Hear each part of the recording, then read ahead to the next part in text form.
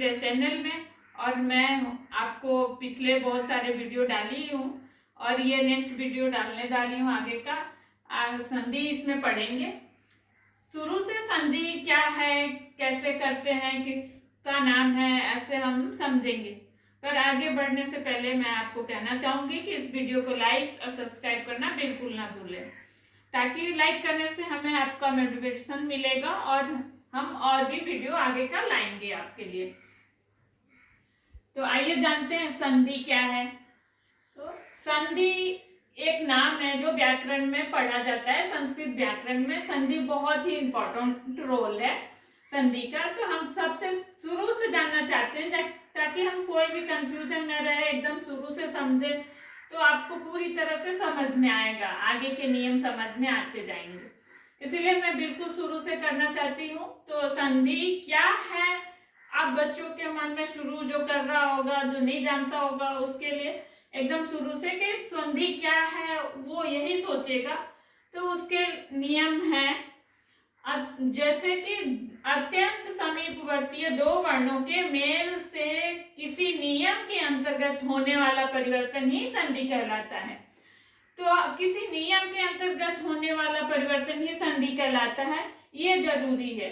जैसे कि अब विद्याधन आलया, इसका मतलब विद्यालय बनेगा, तो इसमें संधि होके ऐसे हुआ विद्याधन आलया।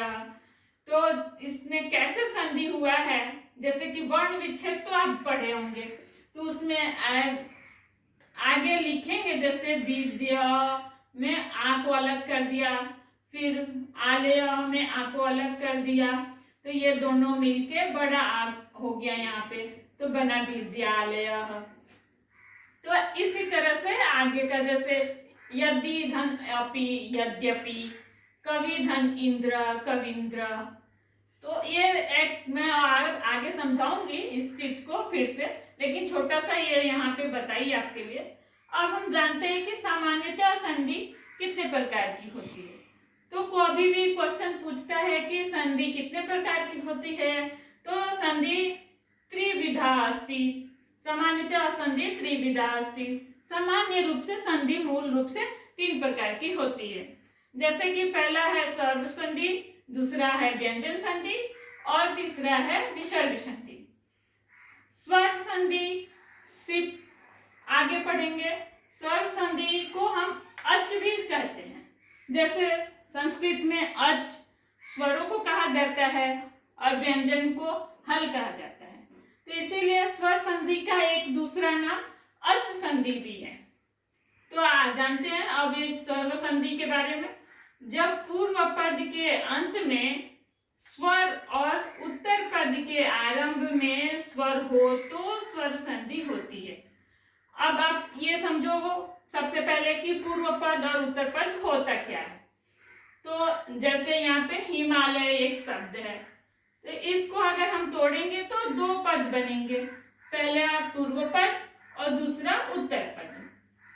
हिम हिम धन आलया, हिम पूर्व पद है, जो फर्स्ट आता है उसको पूर्व पद कहते हैं, जो अंत में आता है उसको उत्तर पद कहते हैं। तो हिम फर्स्ट पद पूर्व पद हुआ, आलया उत्तर पद हुआ। इसको 2 पद में हो गया ये, तो आप जानेंगे कि पद किसे कहते हैं। तो 2 पदों में जो परिवर्तन होता है उसे ही स्वर कहते हैं, स्वर संधि कहते हैं। तो हिम और आलय जो है, हिम म में अ है, तो ये स्वर है, और इधर भी आलय में स्वर है।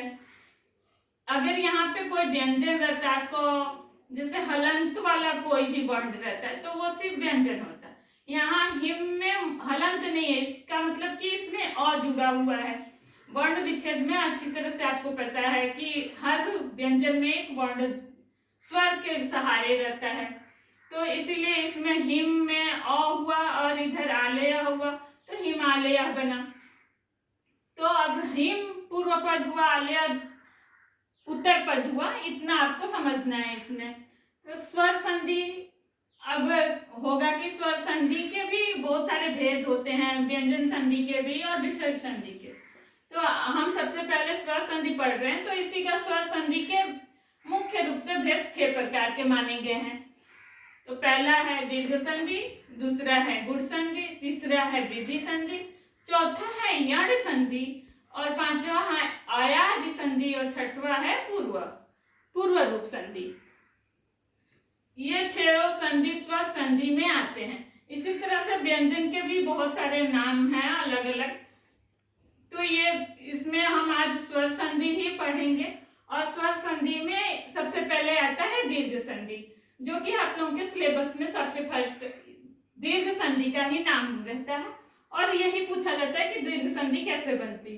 तो आगे के नेक्स्ट वीडियो में हम दीर्घ संधि के बारे में पढ़ेंगे डिटेल से, एकदम मूल रूप से सिंपल से, कि आपको बिल्कुल बहुत अच्छे से समझ में आएगा।